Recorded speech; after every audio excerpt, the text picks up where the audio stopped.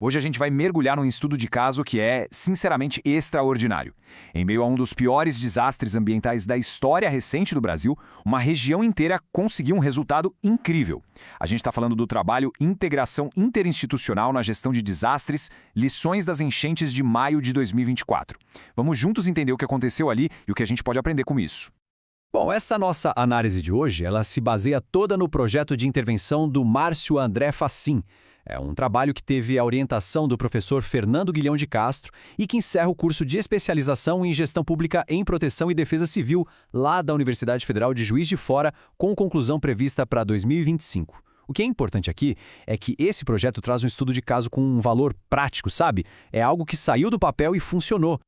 E para a gente começar, vamos direto ao ponto, ao resultado que mais choca, que mais impressiona nesse estudo.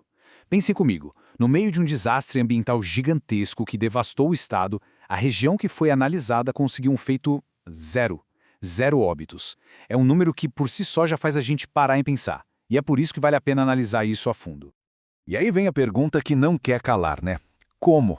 Como é que uma região inteira conseguiu um resultado desses? O que eles fizeram de tão diferente para proteger cada uma das vidas ali, enquanto a gente via, infelizmente, perdas terríveis em outras áreas? Bom, é exatamente isso que a gente vai tentar desvendar aqui.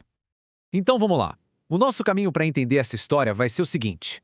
Primeiro, a gente vai ver por que esse estudo é um caso de sucesso. Depois, vamos ter uma noção do tamanho do desastre de maio. Em seguida, a gente descobre qual foi a chave para esse resultado, como que isso aconteceu na prática e, o mais importante, as lições para o futuro. E claro, no final a gente fecha com uma conclusão. Certo, começando então pela primeira parte, um estudo de sucesso. O foco aqui é bem claro. A gente vai analisar um modelo de governança, de gestão de risco que funcionou na vida real. E justamente por ter funcionado, ele merece ser conhecido e divulgado. Olha, a grande sacada dessa pesquisa, e o próprio autor reforça isso, é que ela é super prática. Não é só um monte de teoria, sabe? A ideia é pegar um evento extremo que aconteceu agora e tirar lições de verdade, lições que podem ajudar a fortalecer as políticas públicas de proteção e defesa civil no país inteiro. Mas para a gente entender o tamanho desse sucesso, a gente precisa primeiro entender o tamanho do problema que eles enfrentaram. E é isso que a gente vai ver agora na segunda parte sobre a dimensão do desastre de maio. Então vamos contextualizar. Em maio de 2024, o que aconteceu no Rio Grande do Sul foi um desastre ambiental de proporções assim históricas. O estudo aponta que as mudanças climáticas tiveram um papel crucial em intensificar tudo isso. Foi algo que exigiu uma mobilização super rápida das estruturas públicas, sabe? Testou a capacidade de resposta de todo mundo até o limite.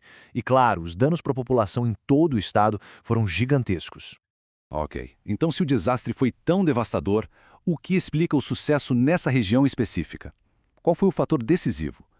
A resposta, segundo o estudo, está numa única palavra, que é o tema da nossa terceira parte: integração. Integração total. Mas o que significa essa tal de integração interinstitucional? Bom, de um jeito bem simples, é trabalho em equipe. É colocar diferentes órgãos e setores da sociedade para atuar de forma coordenada, colaborativa. O objetivo é claro: otimizar a resposta ao desastre, alinhar as competências de cada um e, o que é fundamental, unificar o comando das operações. É fazer todo mundo remar na mesma direção, entende? E olha só que interessante a lista de quem estava envolvido. A gente está falando de uma colaboração muito ampla. Tinha órgãos públicos municipais, estaduais e federais, as forças de segurança pública, claro, mas também as universidades, os pesquisadores, trazendo conhecimento e, fundamental, os voluntários e as lideranças comunitárias que estão ali na ponta. E para amarrar tudo isso, a Associação dos Municípios da Zona Sul, a Zona Sul, teve um papel-chave na articulação. Certo, a gente já viu quem estava envolvido. Agora vamos para a quarta parte, para entender como isso tudo aconteceu na prática, como o sucesso aconteceu, de fato. E o subtítulo aqui já entrega o ouro: a implementação antecipada de estratégias colaborativas. A palavra-chave foi antecipação.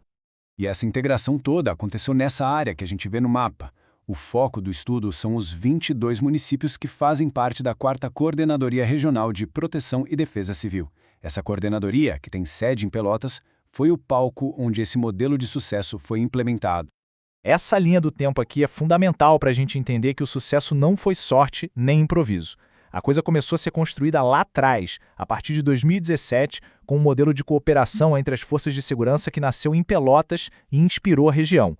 Mas o pulo do gato, o passo decisivo, foi em setembro de 2023. Olha só, meses antes do desastre, eles criaram o Comitê de Gestão de Crise da Região Sul. E com isso, quando o desastre de maio de 2024 chegou, a resposta já estava organizada, planejada. Não foi reação, foi ação. E só para reforçar, a gente sabe de tudo isso com segurança por causa da metodologia do estudo. O autor fez um trabalho minucioso de análise documental, olhando fontes oficiais, relatórios técnicos, matérias de jornal, tudo isso para garantir que os achados são críveis, baseados em fatos. Bom, depois de entender o que aconteceu e como aconteceu, a gente chega na parte talvez mais importante, as lições para o futuro. O que a gente pode e deve aprender com esse caso para fortalecer a cultura de prevenção no Brasil todo? O trabalho sugere um passo a passo bem prático para a gente aprimorar a proteção e a defesa civil. Primeiro, identificar os desafios, mapear as dificuldades que as instituições têm. Segundo, dimensionar os impactos, ou seja, usar dados oficiais para entender as consequências de verdade. Terceiro, evidenciar a articulação, documentar e mostrar como a cooperação funcionou. E por último, com tudo isso na mão, fortalecer a cultura de prevenção, criando recomendações práticas para melhorar os protocolos e a nossa resiliência. E agora a gente caminha para o fechamento, com a conclusão e o reconhecimento. O ponto central aqui é ressaltar o valor gigantesco do conhecimento acadêmico quando ele não fica só no papel, mas é aplicado para resolver problemas reais da gestão pública. E nesse sentido, é fundamental reconhecer a qualidade deste trabalho. Ele é um exemplo perfeito do compromisso que a Universidade Federal de Juiz de Fora tem na formação de profissionais que são éticos, críticos e, acima de tudo, capacitados para realmente contribuir com a sociedade.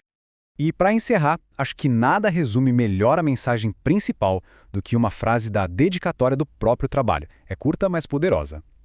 A integração que salva. Defesa civil somos todos nós. É um lembrete de que essa é uma responsabilidade de todos. Bom, se essa análise ajudou a gente a entender um pouco melhor como a prevenção e a integração podem literalmente salvar vidas, fica o convite para seguir o nosso canal, curtir e compartilhar, assim essa informação tão importante chega a mais gente. Vale lembrar que este conteúdo é uma síntese automatizada feita com apoio de inteligência artificial. Muito obrigado pela companhia.